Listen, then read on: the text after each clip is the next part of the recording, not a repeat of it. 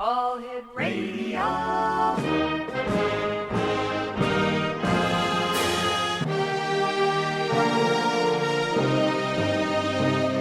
Welcome to the X Zone, a place where fact is fiction and fiction is reality. Now, here's your host, Rob McConnell.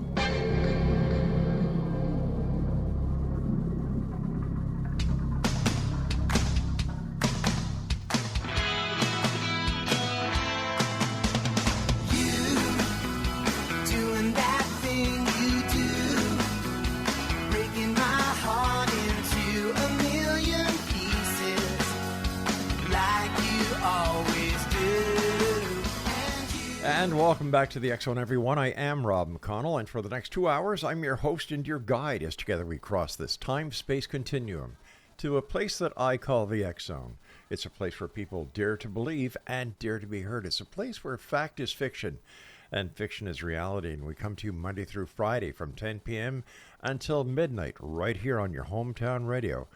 Classic 1220, and we stream worldwide on classic1220.ca from our broadcast center and studios in St. Catharines, Ontario, Canada. If you'd like to send me an email, if you'd like us to consider getting a guest on, or if you need some information about a guest that we've had on the show, or you'd just like to, say, hi, Rob, how you doing?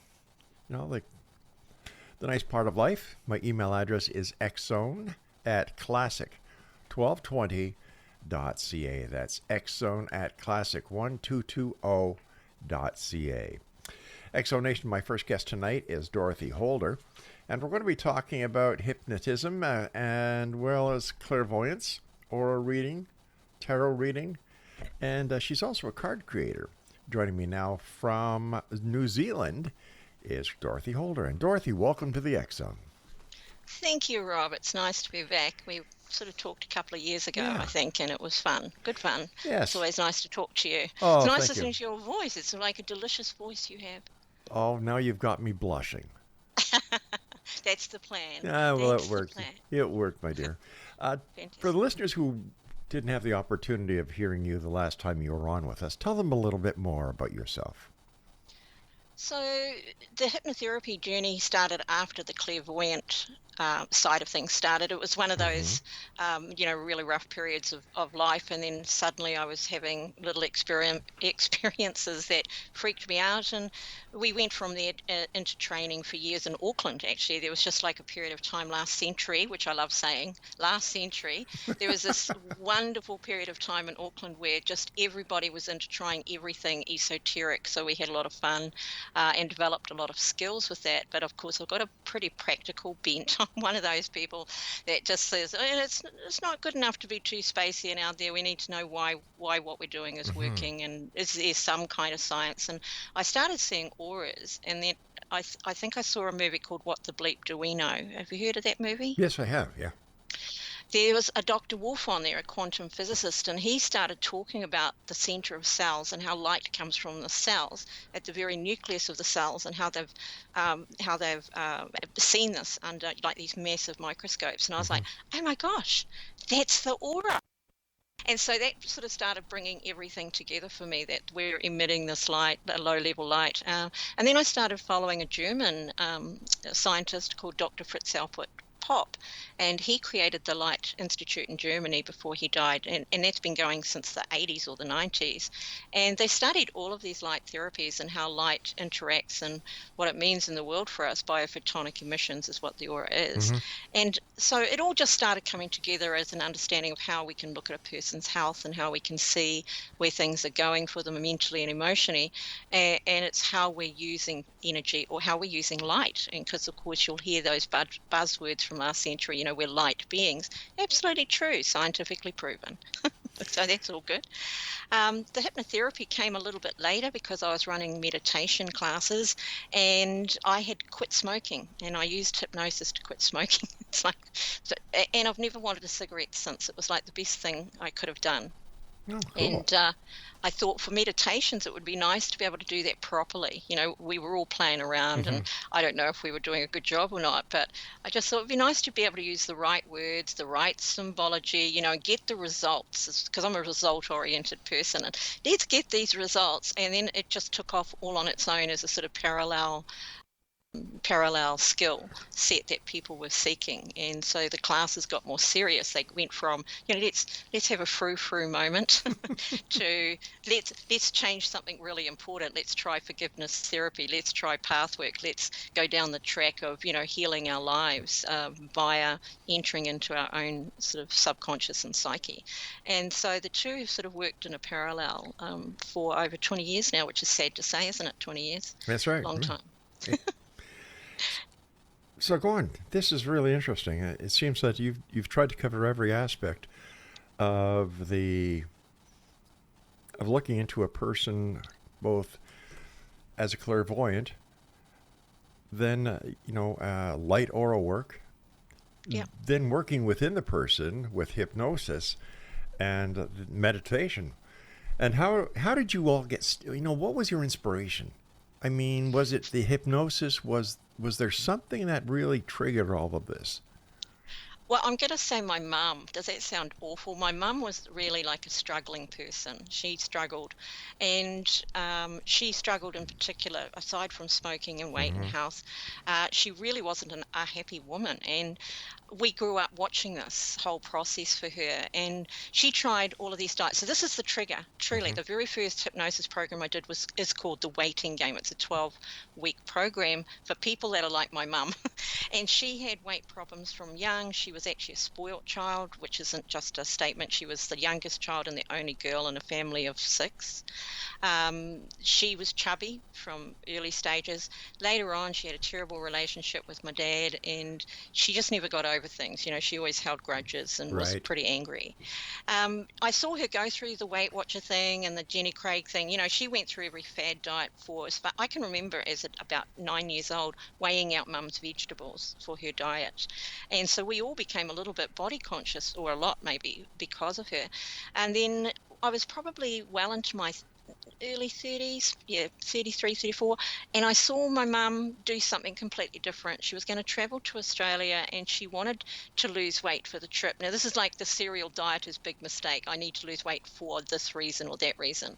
And she did it, but she didn't go on a diet. She joined a group called Overeaters Anonymous here in New Zealand, and every time, just like alcoholics, Yes. every time she wanted to eat, every time she felt sad, even if she didn't want to eat, she was to ring a person, and she had a list of names. Well, we look at the photos of her through her diet days and through her overeaters days, and you can see a different woman in these photos. One's miserable and the other one looks pretty happy and okay.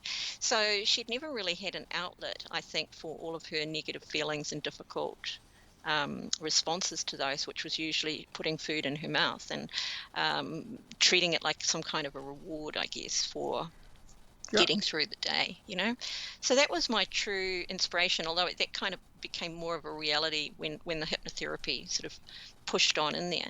I have a really early experience, which was probably what teetered me into the esoteric side, although not till, again, I was a little bit older. It wasn't something I was into from the start, was my dad left the family unit, and he'd run off with another woman. And I was a bit young to understand that. As a kid, it's just like mum and dad fight a lot and he's left. And then I can remember sitting there because, parents talk around their kids, right? And they don't realize that the kids are listening or they can hear them and understand them. But mum was telling, I can even say this, Mrs. Fraser next door, and she was telling her that she'd been to a psychic, and the psychic had told her that if she was wanting a reconciliation with Stan, that was my dad, from October of that year, it would be impossible to get that reconciliation. And my dad died in October of that year. Oh, heavens. And so that's like, how do you put those two things together and explain it, right? He was only 42, by the way, so it wasn't like an expected event. He died of a massive heart attack at 42 years old. Holy cow. So when you haven't got a reasonable expectation, and I don't know who that psychic was, I don't know why my mum went to her, but all I remember is this little statement, and so that sort of stuck with me because I was 11 when my dad died, so I was 11 at that time. And it was something that just never got out of my brain, that somebody knew that this event was going to happen in some way, probably nearly a year before it did happen. So very interesting. So how did you develop your psychic and clairvoyant skills? Suddenly. Bang, I that's was it. living in Australia for a while. This is just true too. I wasn't following any of this stuff. I was at a point where I was looking for some kind of, I want to say, spiritual development. I felt like I needed to grow emotionally, mentally. I was really immature. I was very, very ill-equipped for living life with people. And so I found myself drawn to reading about affirmations, which might sound like the hypnotherapy side, but it was more like that spiritual thing, every day and every way, my life gets better and better, kind of Right. talking yourself into it. And then I was sitting there reading a book one night, and the two kids, they were only young babies at that time, they were in bed, and I heard a voice. It was behind my neck, it wasn't in my head, and it was a beautiful man's voice, probably quite like yours, a beautiful man's voice, and it just said, "Hi, Dorothy." That was it. Nothing more, nothing, illuminating. And I was sitting with my head to the back of the wall of the house, and outside there was nothing. So I actually got up, went outside and walked around the house, because I just couldn't think, how did I hear this voice right behind my neck? And so that was pretty much the first experience which kicked off me starting to research things like, wow, what about dead people and stuff like that I had no interest in much before then. And what about psychics, and what about, how do we hear this stuff? Where did it come from? And it took me, I was literally, did you ever, what was that movie where they built potatoes with Richard Dreyfuss? He'd seen a UFO. Oh, and that he was built, Close Encounters. Close that's Encounters, it, of yeah. the third kind. Yeah. Yeah, that one. So it was sort of like that. I became manic about hearing that voice again, and it took over 2 years for me to hear that voice again. And so then it became a very spiritual experience. And I thought too, for a little while, I might be just going crazy, and I could have. I mean, let's face it, it's a possibility. But I seemed to live okay, so it's allowed. So did you ever find out who the voice was? I did, and it's almost embarrassing to say so, but it was, I thought of this as an angel when I first heard of it, because I didn't know anything better, and that's just the truth of it. And I've never had a replacement for it, but I got a name, Nathaniel, and this entity, living or otherwise, I mean, I've got a whole different view on that now, but whichever space he came from, it was a definite connection. And he would sort of give me really hard work to do, like, well, if you think that's going to help you out, maybe it's time for you to rethink that. There was never an instruction. It was more like, yeah, you're seeming pretty unhappy today, maybe you need to rethink how you're dealing with your days, and so on and so on. And that went on for a few years, that I had these kind of little instructions and a lot of visions. I had a mess of visions that I had no understanding of through that period of time as well. But I did have this one time where I was meditating, and I found myself in Nathaniel's arms as if he was really huge, and I was like, I was my full size, which is 5'2", and it was like he was holding me like a baby. You know how you rock a baby in your arms? So it's like he was holding me there, and I just remember looking up and going, "But you're so big," and he said, "Well, that's just your perspective. One day that perspective will change, and I won't be as big to you anymore." So little things like that kept on happening to me for a number of years, like just teaching and learning from this different perspective and from a different space, I guess. Dorothy, you and I have to take our first break, so please stand by. And thank you very much for joining us tonight. It's great talking to you Pleasure. again. Exonation, our guest this hour is Dorothy Holder. And if you'd like to contact Dorothy, her website is www.dorothyholder.com. That's www.dorothyholder.com. This is the X Zone. I am Rob McConnell, and the X Zone comes to you Monday through Friday from 10 p.m. Eastern until midnight, right here from our broadcast center and studios in St. Catharines, Ontario, Canada. And you're listening to us on your hometown radio, Classic 1220.ca, and around the world. I just gave the website address, so www.classic1220.ca. I'll be back on the other side of this short break with Dorothy, so whatever you do, don't go away.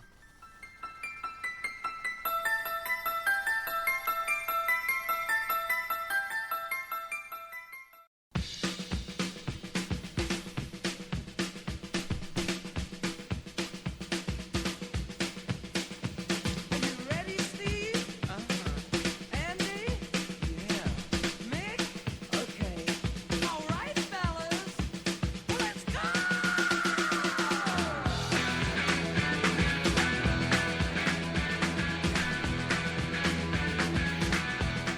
And welcome back. This is the X Zone. I'm Rob McConnell, and we're coming to you on your hometown radio, Classic 1220, and around the world on classic1220.ca. Dorothy Holder's our guest this hour. DorothyHolder.com is her website, and she is in the area of New Zealand. What is your, New Zealand's a beautiful little place. Compared to... It's a very little place. Yeah, it is. You know what, I've got to laugh because you said the area of New Zealand. It's like you're in New Zealand or you're in the sea. Oh, is that it? Just saying. Yeah, that's right. I'm sorry. Yeah.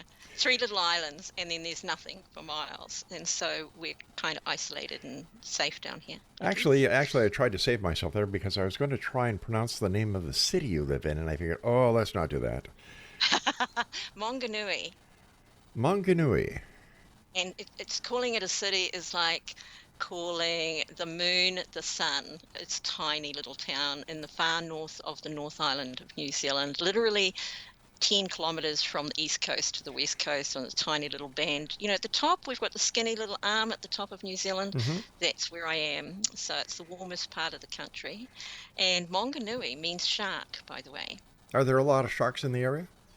Absolutely. Wow. But they don't eat us. They wait for the Australians to show up. So sharks have a definite preference, especially the white pointer sharks, which breed in Australia. They have a birthing space in Victoria, down by Adelaide there. And of course, it's a true story. The Australians seem to get bit a lot, and Kiwis just almost never. So I think there's a selective diet. Yeah, maybe the sharks enjoy the Foster's beer that the Australians drink. It could be the Foster's beer. Do they still make that? I thought that went under. I couldn't tell you, to be honest with you, but when somebody talks to me about Australia, I think of Crocodile Dundee, number 1. Number 2, I think of the Opera House. And number 3, I think of Foster's beer. You know what? One of our bigger jokes, because we're like you in America, right? We're all like elbowing each other all the time. Yeah. Well, they've got a beer that's Castlemaine, and it's called 4X, and we always laugh. It's like it's 4X because they didn't know how to spell beer. We're kind of mean to each other, but it's still in good fun, yeah. That's right, just like us and the Americans. That's it. Yeah, that's right. Exactly. So, as a clairvoyant, how did that? I'm looking at all the things that you've done, and I'm saying, how did this lady accomplish all this in one lifetime? You're a medical intuitive, you're a clinical hypnotherapist, you're an energy therapist, aura reader, tarot reader, card creator. Okay. You do so much. Well, I don't. See, Look at me argue with you. So here's the deal. The things, when you say energy therapy and then you talk about aura reading, I see them as the same thing. I read auras as I'm doing energy therapy. It's a visual component, if you like, of the same thing. Not every person who does energy work sees aura, but I think every person that does any kind of energy work probably should. So it's a part of that ability to diagnose something. Without seeing it, it's a bit harder to get the details. There's this range of things, and I think, to be honest, Rob, it's because I said to you before, in Auckland last century, we were all trying everything. So you're developing a whole pile of skills, and I was soaking it up like a sponge, but I really think it's pretty much the same thing because I paint professionally.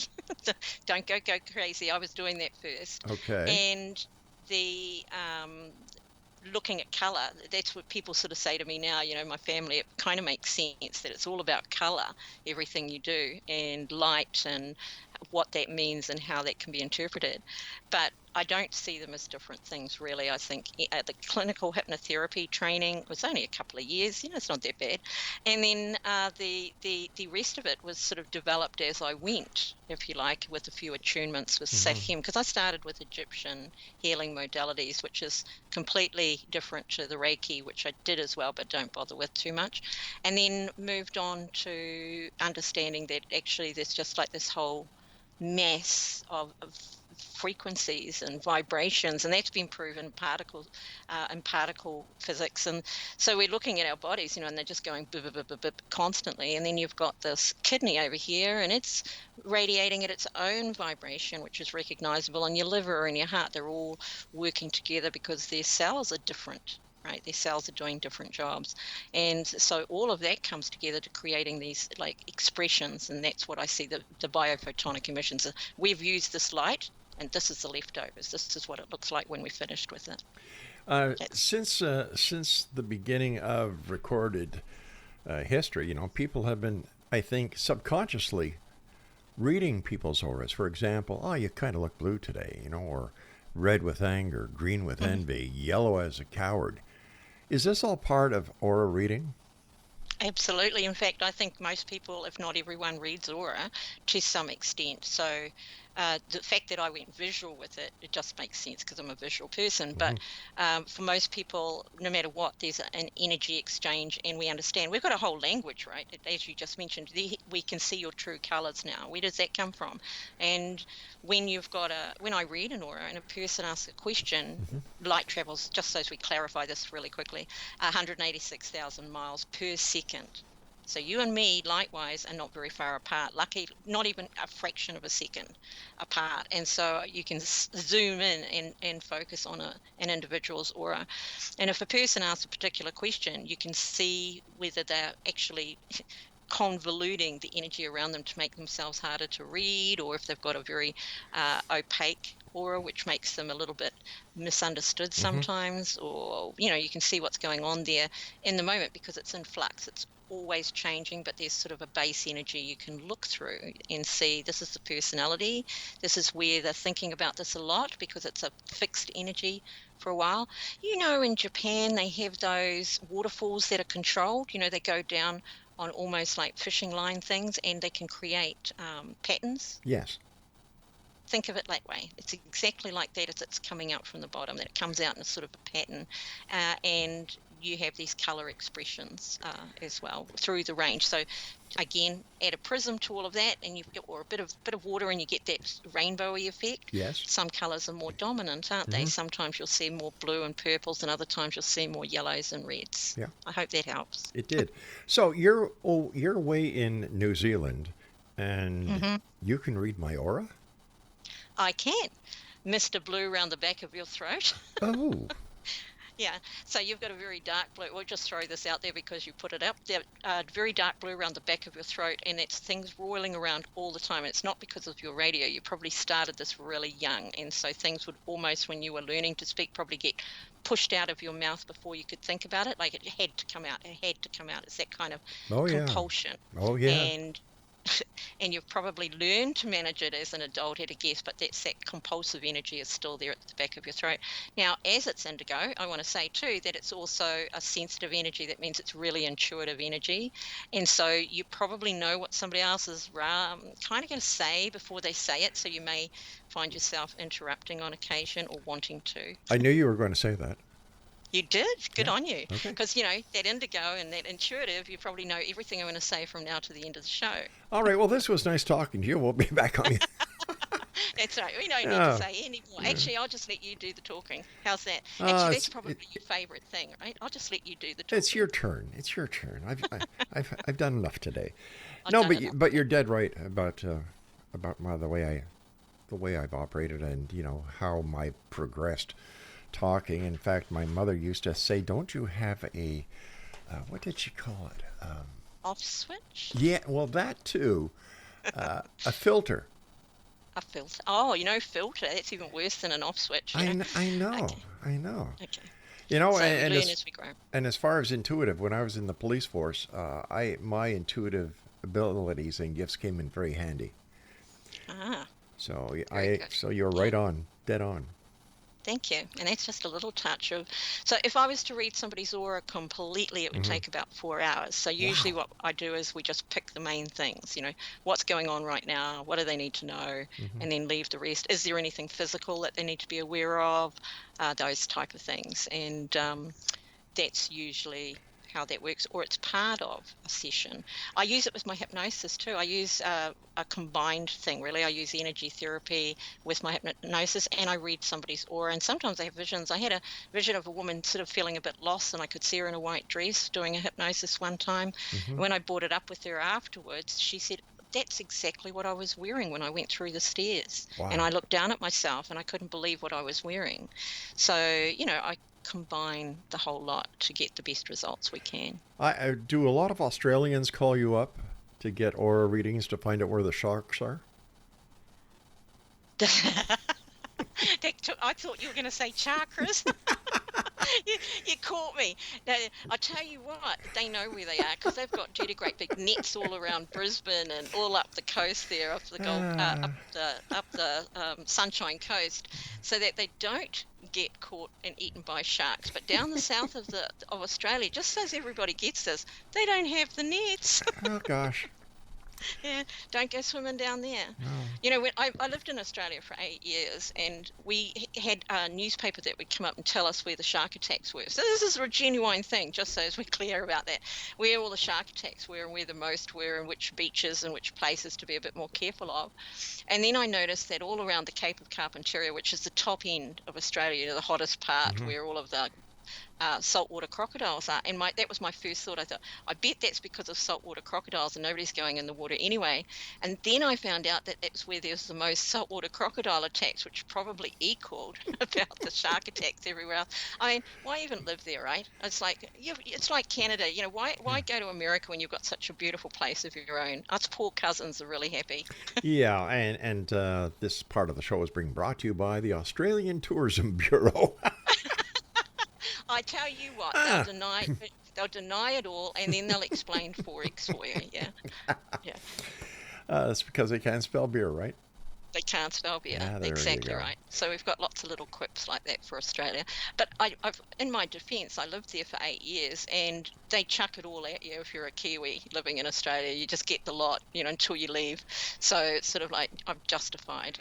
Now, just for all the listeners who think when Dorothy is talking about a kiwi, where she's talking about the fruit. No, she's not. She's talking about the little bird. No, I'm talking about people. So here we go. Oh, wait a sec. So, Well, then why are they called kiwis? I was told that is because of the bird.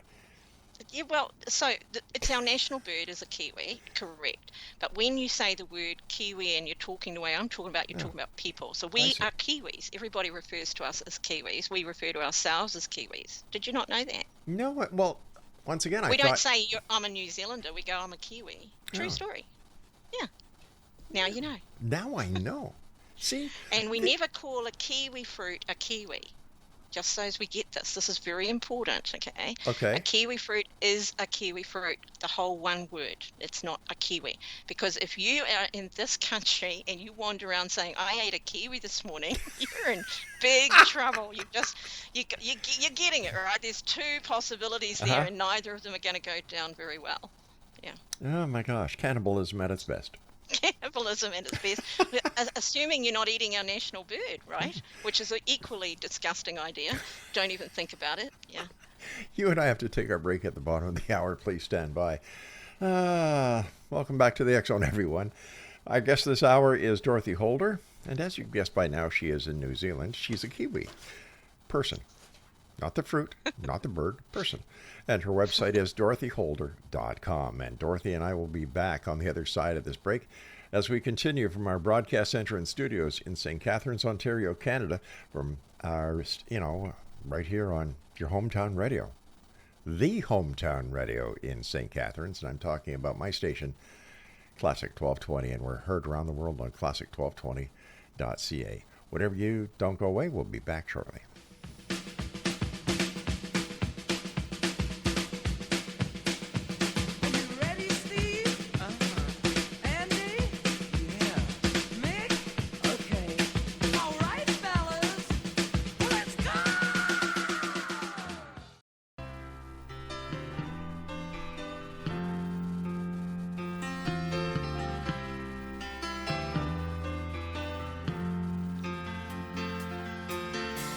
Don't wish it away, don't look at it like it's forever. Between you and me, and welcome back, everyone. This is the X Zone. That was Elton John, and that's why they call it the blues. And you're listening to the X Zone radio show from our broadcast center and studios in St. Catharines, Ontario, Canada, on Classic 1220 and streamed at classic1220.ca. Dorothy Holder is my very special guest. Her website is dorothyholder.com. And Dorothy, I understand that what were some of your early experiences during the development of your skills? So some of them were really kind of traumatic. I'd had a period of time, bearing in mind I was getting into everything, and I was very focused on things like past lives, which I now are very open to. They could be something else, and regression type therapies. And I'd started with that sort of to acclimatize after far too many years to the loss of my dad. But one of the things that happened there was, as we were moving into the idea of past lives, was I would wake up sometimes with these dreams where I felt like my body was being torn apart. I'm not joking with this either. Like I would feel the pain as if I was being ripped apart. Oh, And heavens. then I would sort of see like somebody being drawn and quartered, which I didn't even understand what that meant back then. And then I went and looked it up and found out it meant being pulled with two horses in two different directions. So I'd have these horrible nightmares for a long time. That was a part of that process, and trying to work out, why am I even having these nightmares? What even is that about? But the other parts of that was very much self-development. I think that's the practitioner side. If you don't develop yourself, you can't really help other people while you're a mess still yourself. And a lot of things that I did were the divisions. I think were the biggest thing for a while. I would be talking to somebody, and then I would just see something behind them or around them, and then I'd almost feel like I had to tell them, but we weren't doing readings. I wasn't a professional. It wasn't like that. So I'd feel that I didn't really know what to do with that. Um, Hearing voices, I know that sounds pretty common, but it's actually a little bit disturbing. when you're trying to decide if you're sane or not, it becomes a bit of a problem. You're driving along, next thing you know, you're having this big old event, this big sort of thing happening. I had a man talking to me while I was driving my car home, and I was 36 kilometre drive home in country roads out South Auckland, and I was driving along, and next minute there's this man's voice talking to me and saying, there's this guy here who doesn't want to let go and he's committed suicide. And it was like this major drama, and I'm just trying to drive my car. And I didn't really know what to think about it and what to do with that. And I can remember thinking, aren't you guys supposed to help dead people with this stuff? And I really did. I was like, well, what can I do? This doesn't make sense to me that I, as a living person, could help somebody who's dead. It just doesn't compute, or it didn't compute. The most interesting thing is I still felt like all of this was sort of teaching me, because that first voice said to me, well, he doesn't believe us because he believes we've got to be nice to him. And so I thought that was interesting. She doesn't have to be nice to you. So if she says something good, go for it, take it. And so it was a pretty interesting time. And I had a lot of moments where I would be, again, a lot of it happened when I was driving. That should freak everybody out anyway. And it's because driving's boring, isn't it? You're on a motorway and Yeah. you're just going, you're just driving along. And my mind would just clock into something else or somewhere else. And I'd have these big emotional experiences. I did have an experience where I was being pulled along with a throat, like not a collar really, but just a bit of leather tied around my throat. And then there was an American Indian man pulling me along. And I can remember even thinking at the time, he really loves me. This must be real love. I was an absolutely stupid woman. This must be real love, because he's got me tied around the neck so I can't get lost. And of course, the reality of that was that I was a prisoner. But I don't think those are my past lives now. I've developed so far past it, I feel like I was tapping into something that Yeah. happened, as opposed to it happened to me. So I'm very big now on, it could be a past life, or there could be this other thing going on. Both are possible. Do you think that the voice you heard while you were driving was because you were able to open up your mind? And because during driving long, monotonous rides, we know that people suffer from something called highway hypnosis. Yes. Well, that's exactly right. I think I just would get really bored. And so my mind would go for a wee wander. And I've always been an active thinker, if you like. I'm better now, but when I was younger, I was definitely an active thinker all the time. And so it was that boredom that allowed me to have that moment. Even when I did meditations, now something, because I teach other people, sometimes we control the meditation rather than experience it. And so we do what we think we should be doing. And therefore we're not as open as we could be to something just happening like that. I was driving along the Bruce Highway. That happens to be in Australia, just so everybody knows, we're still in Australia.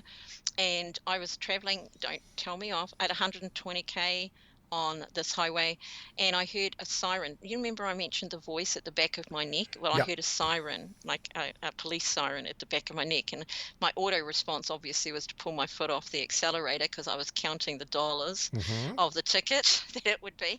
And then I was coming up to a bend, and a motorbike came around on my side. He'd come out too far. He was on the inside bend, and he'd hit it too fast, and he came almost half sideways down, and he came in front of my Mercedes, and then he veered back in just in the nick of time, and then he sort of wobbled a couple of times and went off. And you know how you have that mini heart attack thing going on. Yep.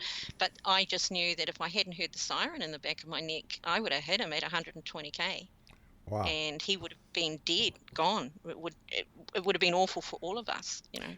So those are very real moments that you've got to ask questions about. If you're sane, you've got to ask yourself, well, how was that even possible? That I could have that moment of awareness of something that's going to happen. And we're not talking 20 minutes here. By the time I had my foot off the accelerator, your car's immediately reducing speed, right?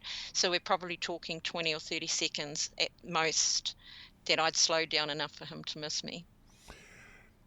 How does hypnosis work? So hypnosis is an interesting process. So essentially, we're going to relax you. I say we, it's the royal we, just so you get it, you know. We're going to relax you down. We're going to give you an induction, which is a process of taking you down. But I want to say at the very outset that it's not mind control, and stage hypnosis probably does a bit of damage in respect to that. It's a teamwork thing, and it works best when a person wants the result and knows the result that they want. So probably the least effective hypnosis all round would be, say, smoking cessation, where the wife wants you to quit smoking. Right. Or you think, I want to stop to save money, but I don't really want to stop. I just want to save money. You know what I mean? So when I work with phobias, weight loss, the results are phenomenal for most of those. I would say easily over 90 to 96% success rate. As in full success.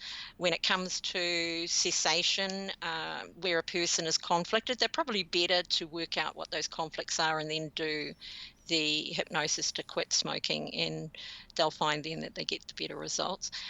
Or gambling or drinking, any of that type of thing. When we work with somebody to alter their behavior, then they need to know what they're going to alter it to. So there's a good consultation that goes on in there. We relax a person down. Actually, it's a wonderful therapy because you have a wee rest and you've done a lot of work at the end of it. And so you feel like you've come out.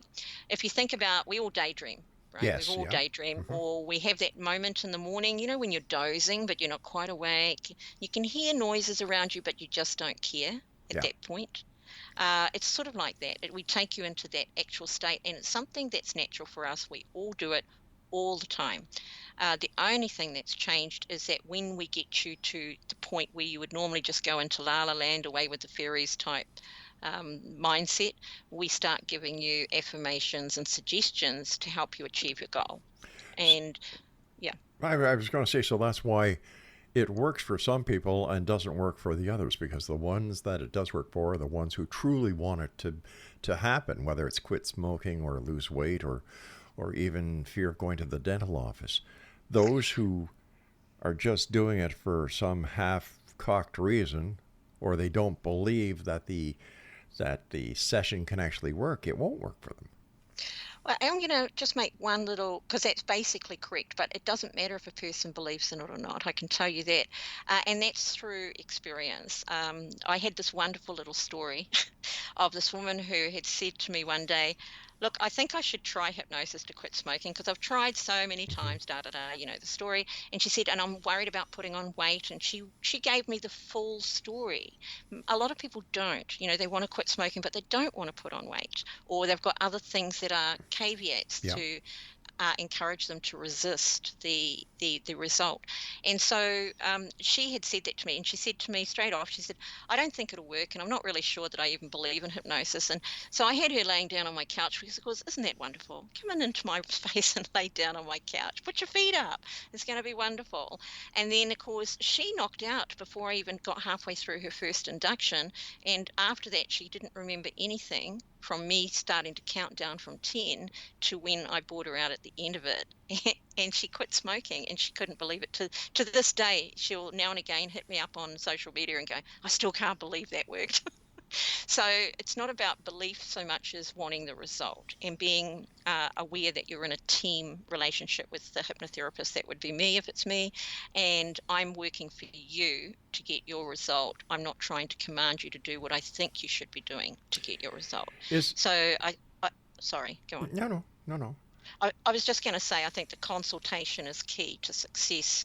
If a person does come to me and say, I want to quit smoking or whatever it might be, and they don't really want to, then as a hypnotherapist, it's my job to work through what is going on for them and what it is that they would like to achieve. Sometimes you go for, how about we just slow down? How about we drop your smoking rate? If you want to save money, you smoke less, you're going to save money, and take it step by step.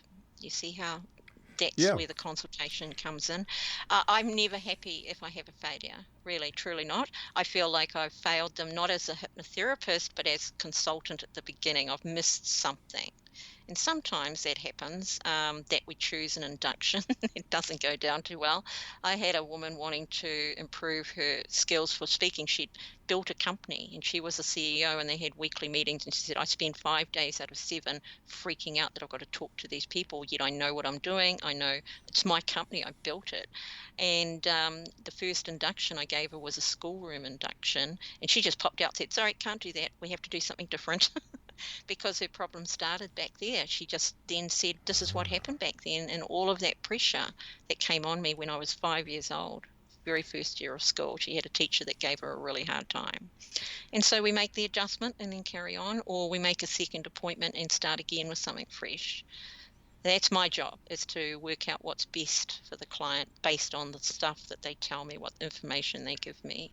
And I should be asking the right questions. It's not really a matter of, I've got this script over here. I write my own scripts and I develop them for each individual, but it's not a matter of, I've got this script for this problem and it's going to work for everyone. You're really not going to have that as effective as it could be if you individualize for I would imagine that you need to know your client before you even go into the hypnosis session. There's always a pre-hypnosis consultation for a very first visit, and I'm probing a lot, talking about aliens. So I'm definitely seeking the. I'm sorry, Rob. Can't help myself. I know. I love it. Oh, good. I'm glad you love it. So in plain English, first of all, we've got to take our commercial break here, our last break. Plus. So Exo Nation, I can just see. Oh, geez, I've got to say this. Whatever you do, if you want to get a probe while you're getting a hypnosis session, her website is www.dorothyholder.com. A completely unique experience. Yeah, truly out of this world. We'll be back on the other side of this break, Exo Nation, as we continue here in the X Zone on your hometown radio, Classic 1220, and streamed around the world on classic1220.ca. Whatever you do, stick around.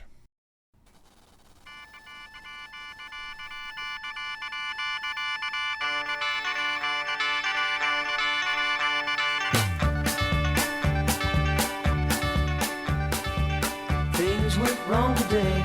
Bad news came my way. I woke up to find who I had in my mind. Western Union man, bad news in his hand, knocking at my... Welcome back to the X Zone. My guest this hour is Dorothy Holder. Her website is dorothyholder.com. First of all, Dorothy, thanks so much for coming on the show. It's always great talking to you. And before we get on, do you give courses?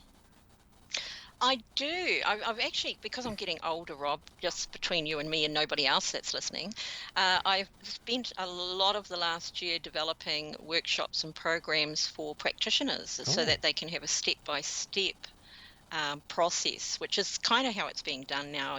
Somebody develops a process and then they train other people how to use that, and it can be added to a person's therapy. But I do teach people how to read and see auras, because everybody gets it, right? We went down that track, so we just develop a skill that's already there.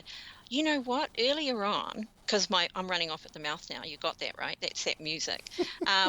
You mentioned about cowardice and yellow stripe down the back. Yeah. And I missed an opportunity there to say it's actually what it is, only we don't say the word cowardice because I'm not that mean most of the time, but it's insecurity that's likely to make a person back up rather than push forward or do what they need to do.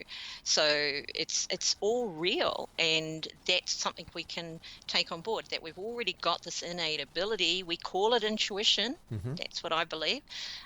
But we can develop it into a visual skill so that you can see what you're seeing and then learn what that means.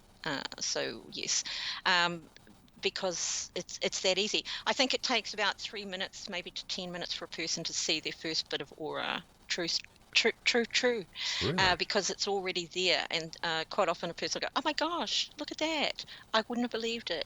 And we're not looking for it normally. Our brain's busy doing other things. I'm looking at the road, I'm looking at you, I'm looking at the screen, I'm looking at things to get cues for my own safety, for my own interaction with people, whatever I might be focused on in that moment. So an aura becomes a bit secondary. I'm also looking to make sure I don't trip over anything, bang into walls, which of course I'm really good at. And if we're looking for those things, then the aura itself isn't as important to visually see, but it is magnificent to see. What has been, in your experience, the strangest hypnosis session that you ever held? I tell you what, Rob, I had this woman, and she was flat out on my couch, on the couch with Dorothy. She's flat out on my couch, and I start saying things like, as you look over to your right, and people never move their heads. They go into the same state of sleep. Right. Any movements is usually sort of like REM. You'll see the REM movements under the eyes. They completely relax. Their body almost never moves unless you ask it to. And even then, it's almost like, it's like, oh, I think I can lift that finger. It takes them a while.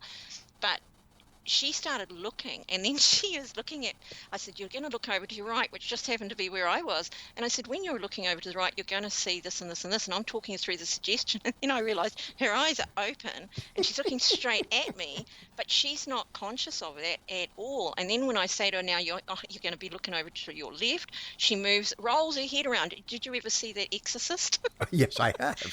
It was a bit like that. It was really freaky to see. She rolls her head around to the left and she goes through the process over there. Later on, she didn't remember a thing from the minute she went under. And that's another thing. Some people remember parts, like remembering a dream. Some people feel like they remember most of it. Almost nobody remembers all of it. And some people just go out and don't come back till the end. Well, she was like that, but her whole body was in the game.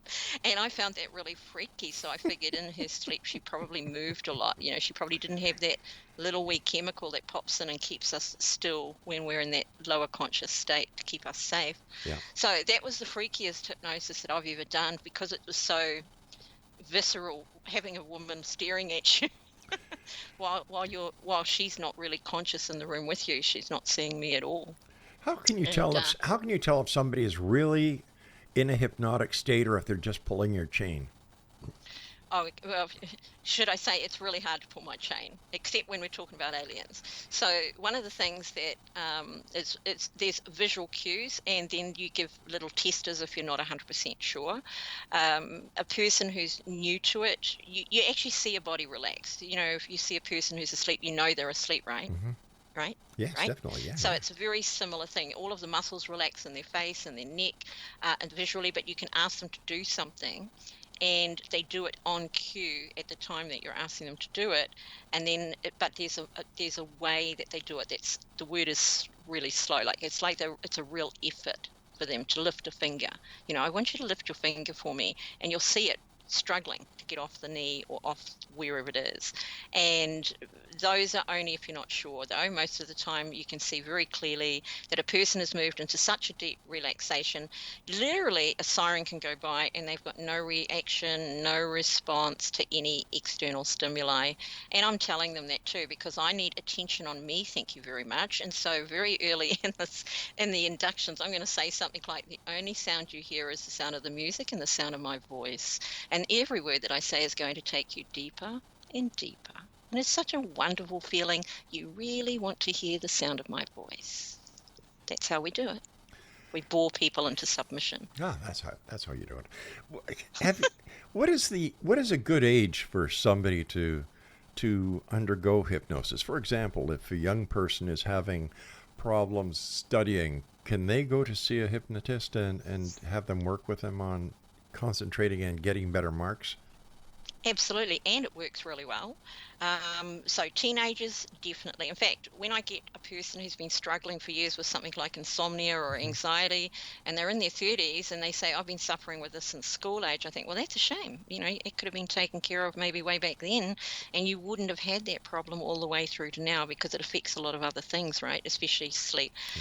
Hypnosis for sleep, hypnosis for pain, two really big successful areas. In fact, the CDC in 2020 came out with a report that suggested that hypnosis was a good alternative, an effective alternative to opioids, because, of course, opioid addiction in America, would you believe, kills somewhere around 41 people every single day.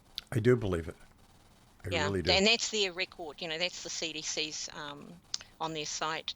And so if you've got a non-drug alternative, and if you've got a chronic disorder, then it's definitely something to think about. It's also known that people who have sleep problems often end up having dietary issues. They eat the wrong foods to try and get that bit of energy because they're constantly tired. But it affects how they think, it affects how they make decisions. So it's got a very big effect over a long period of time. So any age. When it comes to children, I've worked with a couple of children that had behavioural issues, kept their parents in the room and kept it very, very light and fun and friendly, and they drop out so easily. Truly, kids are scary like that. It's like, oh, gone already. Okay, we better get on with it. Yeah. How long does it usually take for somebody to get into the hypnotic state? So for a first time, I usually will use 2 inductions unless I can see that they've slipped under very quickly, which does happen. Very suggestible, I guess. And so probably between 10 and 15 minutes is devoted to a single induction. And if I need a second induction, I'll add another maybe 10 minutes onto that. And they'll be 2 different things. And we just keep walking them through it. Believe it or not, one of the enemies of hypnosis is the person listening to you getting bored because you're saying the same thing again and again and again. Their mind starts to sort of wander into spaces, and then they feel like they've got to keep coming back. So it's not as productive. So keeping them interested is important. The actual hypnosis is usually going to be between 30 and 45 minutes. So an hour to an hour and a half is a session, including an initial consultation. What are some of the benefits that someone can have by contacting you and getting an aura reading? They will hear the sound of my voice. Okay, so I just saved people a whole lot of money just by listening to the show. There you go. Exactly. You know, I had a woman say, could you just read the phone book? I'll be good with that. So with the aura reading, it's more about the fun for teenagers. When I was doing the big shows in Auckland, we have like the Girls' Day Out. You know, you've got 11,000 people a day coming through these huge shows in the cities. You'd be aware of that sort of thing. And the teenage girls very often would come up to me and say, what does my aura look like? Like they go chink, chink, chink, because they're all wearing jewelry as they're walking. And chink, chink, chink, what does my aura look like? And then they'll say something that makes your heart bleed for them. They'll say, I bet I don't have one. Or they'll say, I suppose it's really dark. And I really feel for them, so I'll always give them a bit of entertainment, but I will tell them what their aura looks like. And you watch them start to shine, literally shine, feeling really nice about themselves, really realizing that there's more going on there than, you know, their superficial insecurities is what you're talking about, really. For other people, I think more the enjoyment than anything else. But because I do read health, sometimes is that I did read on a radio show, by the way, years ago. I did tell a woman, your heart's got an issue. I can see the colour in that area isn't really good. You might need to do something about that, or the next 3 to 6 months could be a problem. She rang me back on that same show 8 months later and said she had a heart attack just over 5 weeks after talking to me. And so, that's the sort of thing you can see. We're coming to the time when we must say so long for this session. We're going to have to get back on in the future. There's no two ways about that. But you knew that since you're kind of a psychic lady. Well, you knew that because you're intuitive too, right? Yeah, that's right. Hey, we're a good match. What are your final thoughts? What would you like to share with the X-Zone Nation over the next 2 minutes? Over the next 2 minutes, I would like to say that no problem is so big that you can't find a way to resolve it, no matter what it is, whether it's physical, mental, or emotional. Most of the time, if you're struggling to bring yourself to a point of balance, or to be happy, or to be at peace in your mind, it's just that you haven't found the right method yet, and maybe you're not even quite ready for the changes required, but you can always get it done. How's that? That's beautiful. Thank you. Did I undertake my 2 minutes? No, you did, but I was just going to ask you, if somebody would like to contact you and, get an aura reading or hypnosis, tarot, and everything else you do, what's the best way? Via my website, because I work online and in person. So hitting me from my website, but my emails, energytherapies@dorothyholder.com, also available on my website. That's probably the best way for internationals to find me. Internationals. Yeah, there we go. Have you found a difference in clientele after COVID? Oh, look, COVID was so busy for me. I felt bad because there were so many people that were anxious, scared. It was a terrible time for, mass fear. And the isolation. Yeah. There were so many people really depressed and struggling with that. So I was so busy through that time. And I've worked online since 1999. So it's well set up for video calling and all the rest of it. I'm very familiar with the processes, and the classes were online. I think, if anything, it kicked people more through to we can do this online. That's just fine. It makes no real difference. We're working online. But yeah, the anxiety and fears, depression, struggles with relationship, because I do a bit of relationship guidance through effective communication, something else something else we'll have to talk about the next time you're with us. Yeah, it's good stuff. So that's really, I think COVID did a lot of damage emotionally and mentally for people. In New Zealand, we've had a record number of marital breakups since then, which I think is very sad. Dorothy, I hate to do this, but we must say so long for tonight, my dear friend. Thank you very much, Rob. You take care of yourself. Always great talking to you, and nothing but the very best to you and yours in this new year. Thank you so much. I appreciate that, and back at you. And Greg. Take care of yourself, Dorothy. X-Zone Nation, my guest this hour has been Dorothy Holder. Her website is dorothyholder.com. I'll be back on the other side of this break as we continue with hour number 2 tonight here in the X-Zone from our broadcast center and studios in St. Catharines, Ontario, Canada on Classic 1220, and streamed around the world on classic1220.ca.